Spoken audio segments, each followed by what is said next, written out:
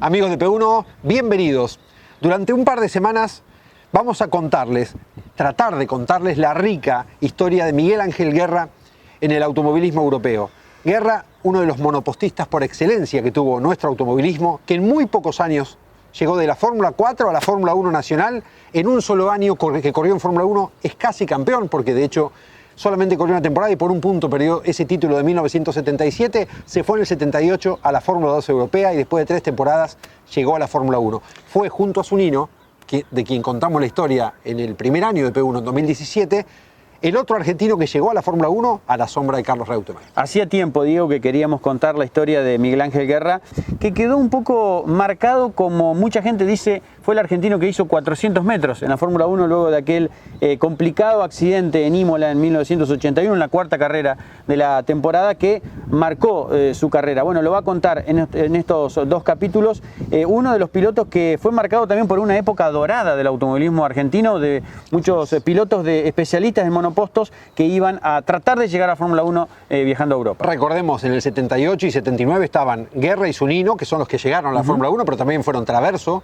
Cocho López, Ariel Bax. Hubo una cantidad de argentinos que intentaron la aventura, incluso Traverso yendo desde el turismo carretera, nada menos que a un Fórmula 2. Raro. Parece la historia de Pechito, ¿no? Que iba del TC a un Fórmula 1. Pero bueno, escuchen en esta primera parte la anécdota que cuenta Guerra sobre cómo llegó a Ferrari, cómo habló con el Commendatore y cómo pudo haber estado, quizás por mala suerte estaba Reutemann, dentro de Maranello para quedarse haciendo carrera deportiva en ese lugar. Empieza la primera parte de Miguel Ángel Guerra en P1.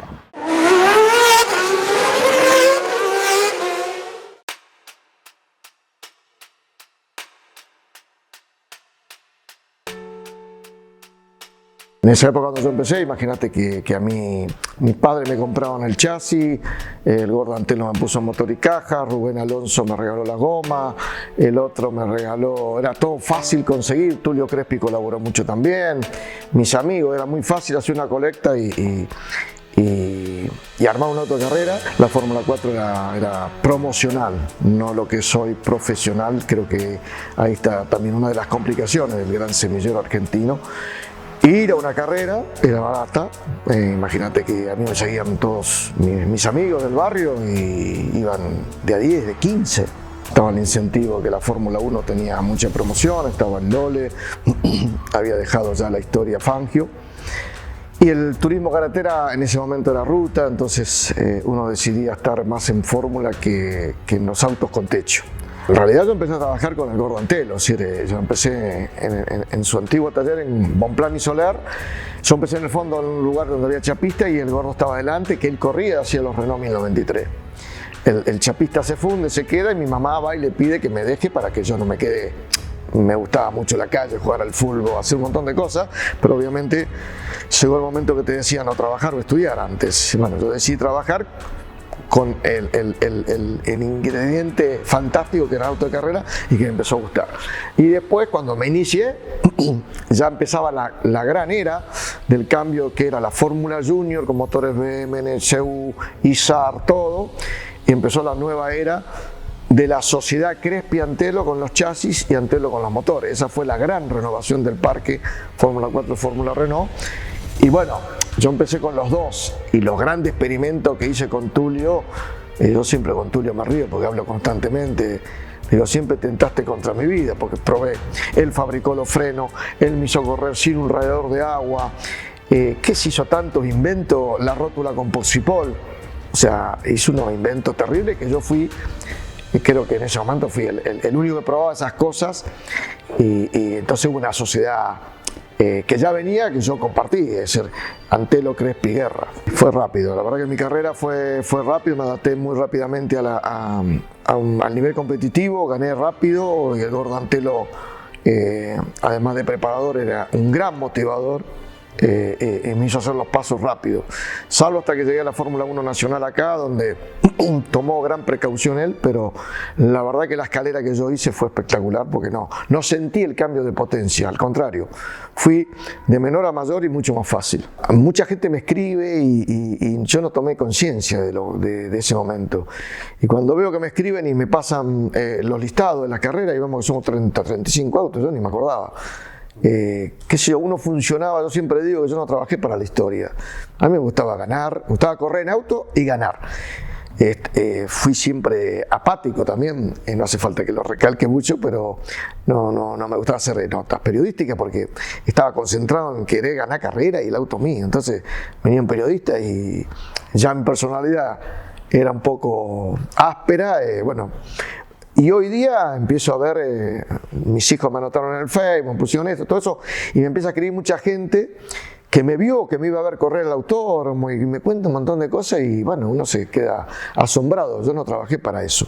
En el 76 salí campeón múltiple de Fórmula 4 y Fórmula 2. El Gordo Antelo decide comprar el auto a Pablo Brea, que era un auto, una copia de un auto de Berta de Fórmula 5000. Y bueno, compré ese auto, empecé a andar en Fórmula 1, me acuerdo que el primer día fui a mandar a Buenos Aires y el Gordo me puso bujías calientes y me hacía girar a 3.000 vueltas. Y me dijo, no, primero adaptate bien, da 3.000 vueltas. Entonces paro en la tercera vuelta y dice, ¿cómo? Digo, Gordo, esto va despacio, 3.000 vueltas no mueve la aguja, nada, poné bujía fría. Bueno, te pongo bujía fría, dice, pero andá despacio, te pido, por favor, andá despacio. Sí, Gordo, dale. Doy 2 vueltas y paro. Dice, ¿y? Digo, Gordo, esto es para entrar el curbón y te ahogan a fondo. Me dice, vos estás loco, vos estás enfermo, no te voy a dejar girar, no, ¿cómo te vas a pegar un palo bárbaro? Le digo, Gordo, voy cómodo. No, salí y empecé a andar de menor a mayor tranquilo. Ese día estaba Pablo Brea. Y di la primera vuelta, me mandé a fondo el curbón, ascar y levanté un poco y me bajé el tobogán a fondo. Estaba Pablo Brea en el tobogán y vino a los boxes. Me dice, lo que vino no lo puedo creer. Digo, pero yo voy cómodo, le digo, no se asusten, voy cómodo. Aparte, Fórmula 1 en ese momento usaba las mismas gomas que Fórmula 1 Internacional, las Goodyear, anchas, unas gomas espectaculares. El motor era Torino 7 bancadas, o sea, tenía torque y tenía una potencia muy buena. Y el auto iba muy bien, yo iba muy cómodo. Y debuto y hago el récord de circuito en el número 9, hago el debut y el récord. La verdad que fue muy bien.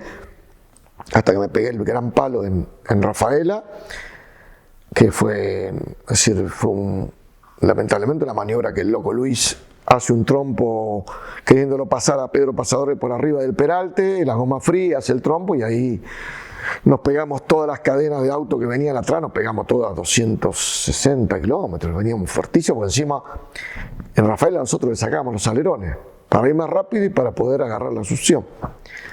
Bueno, lamentablemente murió un piloto ahí, yo estuve internado en el hospital italiano como 10 días, se me habían cruzado las caderas de tanta fuerza que hice con el pie izquierdo.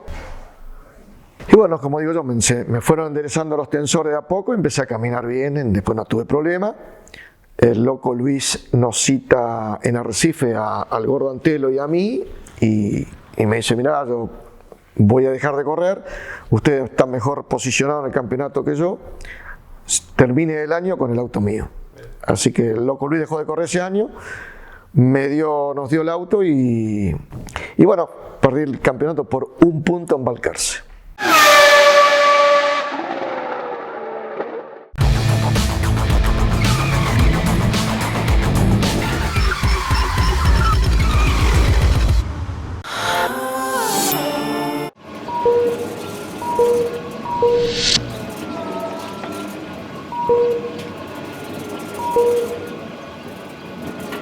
cdnauto.com. Repuestos originales y alternativos para vehículos importados. Desde hace 12 años, directo desde Estados Unidos a Argentina y ahora también a Chile. cdnauto.com.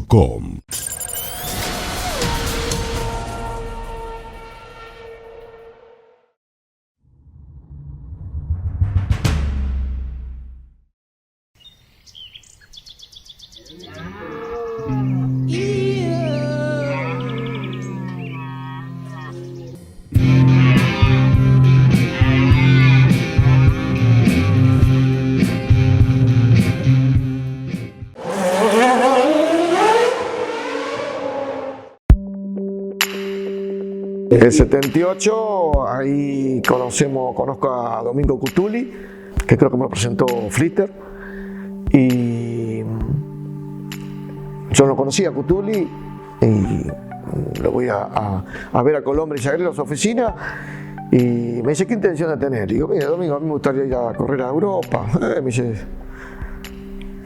además, ¿qué cosa hace? Me dijo, Domingo, bueno, me dijo 10 minutos en la reunión, me dice, bueno, hablamos en 10, 15 días. Al día 15 me llamó y me dijo, venite para la oficina, tenés todo arreglado para irte a Europa. Imagínate que fui a 10.000. Bueno, ahí había hablado él con Lole, porque Domingo Cutul era el apodado de Lole Reutemann. El Lole se encargó de hablar con Minardi. Me consiguieron entrar dentro del equipo, que en ese momento estaba Elio De Angeli. Viajamos a Italia, el Lole estaba probando la Ferrari. Nos juntamos en Módena, en el hotel del argentino de Tommaso. Nos dijo cómo había sido la reunión el Lole y Minardi, y de ahí partimos a Faenza y bueno, me instalaron en un hotel y ahí quedé solo. Primero, la historia de Minardi fue buena porque el primer día de reunión en su oficina me presento, estábamos él y yo hablando, que esto que el otro, me dicen que triunfaste mucho en Argentina y que sos un gran colaborador, y colaborador se dice a los probadores de autos. Sí, me dice, espero que no me dejes el auto como este, y saca la piña mía de Rafaela, o sea, el auto partido en dos. Y me empiezo a reír, le digo, no, eso fue un accidente, pero así fue la primera charla con Minardi. Me dije, no vas a dejar el auto así. Me dice, bueno, mirá, en realidad la carrera que vos tendrías que debutar es en Pau, Francia, es un circuito callejero rutero. O sea, me parece que te aconsejaría no debutar. Te ofrezco debutar en Fórmula 3 europea, un auto nuevo sin debutar, un Dallara, en Imola. Bueno, ¿y cómo es? Nada, gratis correr en esa carrera. Es un auto nuevo, vamos a lo de Dallara, a la fábrica, te lo probás, te probás cinturones, probamos en verano y después venía el europeo. Bueno, y así fue, debuté en Imola, que paradójicamente después en el tiempo mi gran accidente en Fórmula 1 fue en Imola. Pero bueno, hice el europeo, clasifiqué cuarto, con lluvia, y quizás esa fue uno de los errores que te marca la experiencia, porque la verdad que yo manejaba los Fórmula 3 en ese momento. Yo fui a girar el circuito Varano, en 10 vueltas hice el récord del circuito. Paré y me dijeron, ¿cómo va el auto? Digo, y para mí va despacio.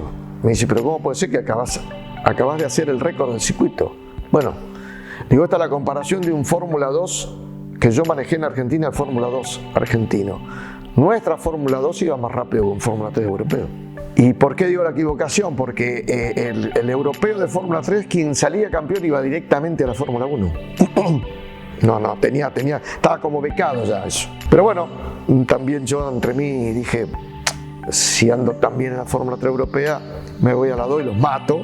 Anduve bien, pero bueno, ya había otro tipo de cosas, como el hecho de tener el mejor motor oficial y el tener la goma para clasificar y para correr, que la tuvimos muy pocas veces en el equipo Minardi, salvo el podio de Hockenheim, y en otra carrera que yo convencí a Eddie Mader, que era el preparador del motor EBM, a que me diera algo parecido a lo que tenían los oficiales de Giacomelli y Max Surer, y les peleé. O sea, evidentemente era tener el buen motor y las buenas gomas. En Fórmula 2 debuté con un Chevron, el motor BMW, en equipo con Elio De Angeli. Elio tenía Chevron, pero motor Dino Ferrari. Para los que no conocen mucho la historia, Enzo Ferrari había roto los contratos de todo aquel piloto italiano después de la muerte de Ignacio Giunti en Buenos Aires. Por las críticas que recibió, Ferrari había hecho que nunca más un piloto italiano se iba a subir a un auto de él. Elio De Angeli era el primer italiano, después de tantos años, que tenía un precontrato firmado para ir a Fórmula 1 con Ferrari. Y a las carreras venía el ingeniero Noceto, que era de Ferrari, lo mandaba directamente Ferrari a asistirlo a De Angeli por fuera, por el motor Dino Ferrari. En una de las carreras en Vallelunga discute Elio De Angeli con el equipo, hace unas declaraciones fuertes. El lunes lo llaman a Ferrari y le rompen el contrato. Hay un llamado de Ferrari a Minardi y le dicen qué iban a hacer con el auto, y Minardi dice, bueno, a mí me gustaría que siga corriendo, ¿qué hacemos? Me dice, según Minardi me cuenta en ese momento, Ferrari le dice, el único que se puede subir es Guerra. Entonces vamos a la carrera de Donington, me llevan los dos autos, BM y el Ferrari, y yo pruebo los dos autos. Y bueno, la emoción que uno siente cuando te subís en un volante y ves el caballino, el logo de Ferrari, el motor Dino que tiene el típico característico V6, el auto era más lento que el BM. Fue una decisión que yo la tomé que sabía que competitivamente no era bueno, pero me arrimaba a Ferrari. De hecho, o sea, tuve en contra todo el equipo. A la noche se me juntaban los mecánicos en la habitación y me acuerdo que me dijeron, Angelo, dice, decidí por el BM, ahora con el BM podemos ganar, todos los pilotos se debilitan por Ferrari y deciden mal, y así, y bueno, fue una decisión fuerte que tuve que tomar, pero bueno, yo decidí por Ferrari. Pero fíjate que el mejor resultado de ese auto fue cuando debutó John Donington, salí sexto o séptimo, o sea, mucho mejor el resultado que tenía Helio. Y en la semana me llama Minardi y me convocan, me invitan a una reunión en Ferrari con todos los ingenieros que hacen el motor Dino Ferrari.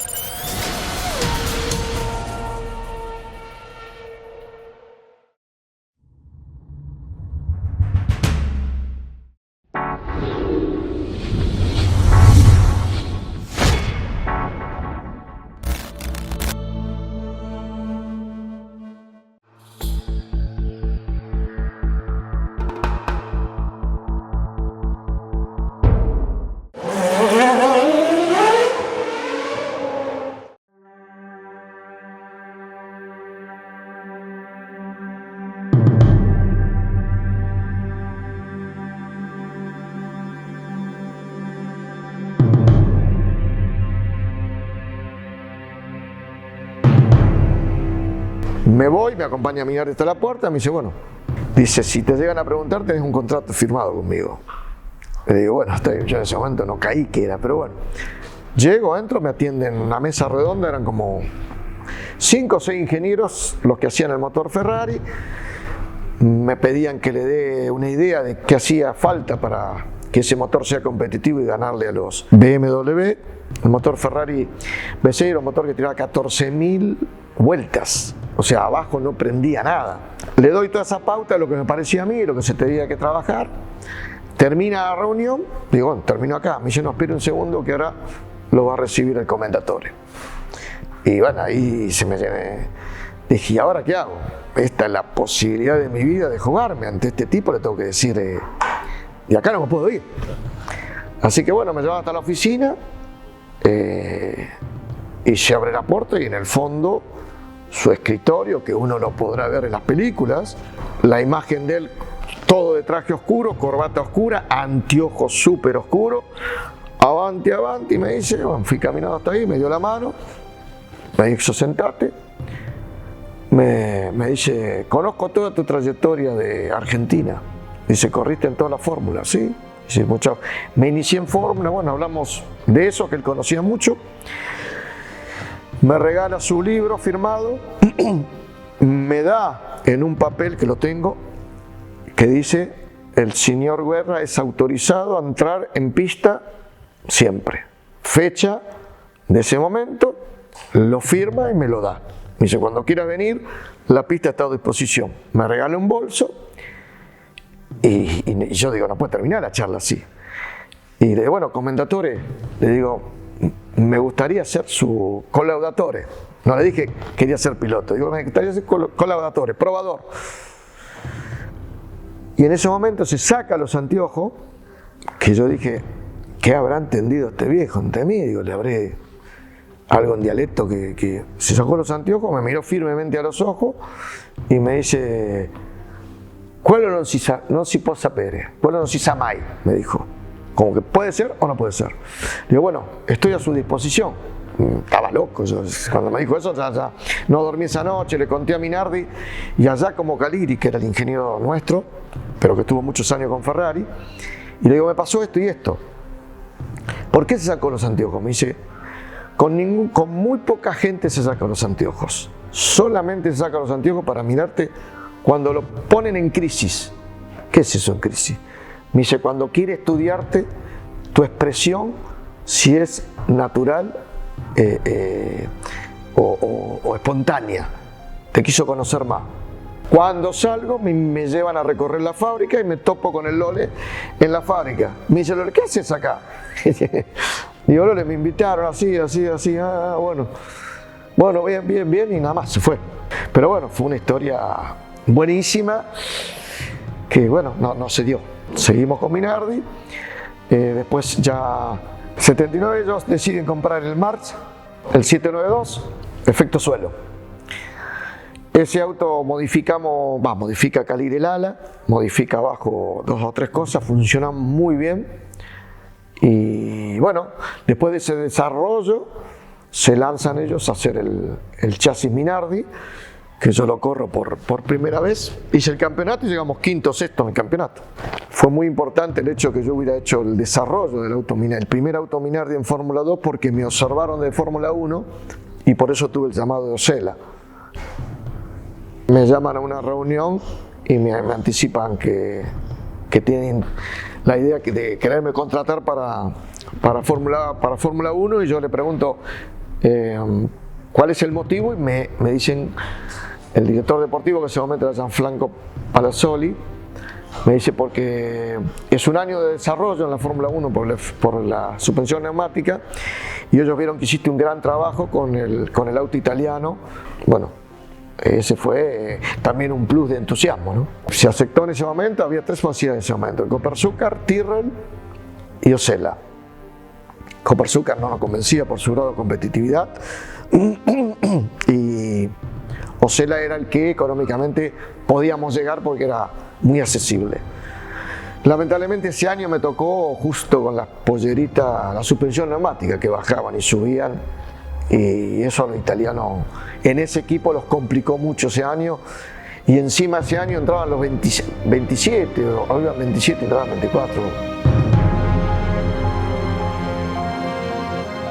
Guerra no sabía que tenía la posibilidad de quedarse en Minardi y llegar a la Fórmula 1. Y en ese momento las opciones, bien dijo, eran Fittipaldi, Tyrrell, Osella. Tyrrell era caro, Osella era el accesible y eligió Osella. Él quería llegar a la Fórmula 1.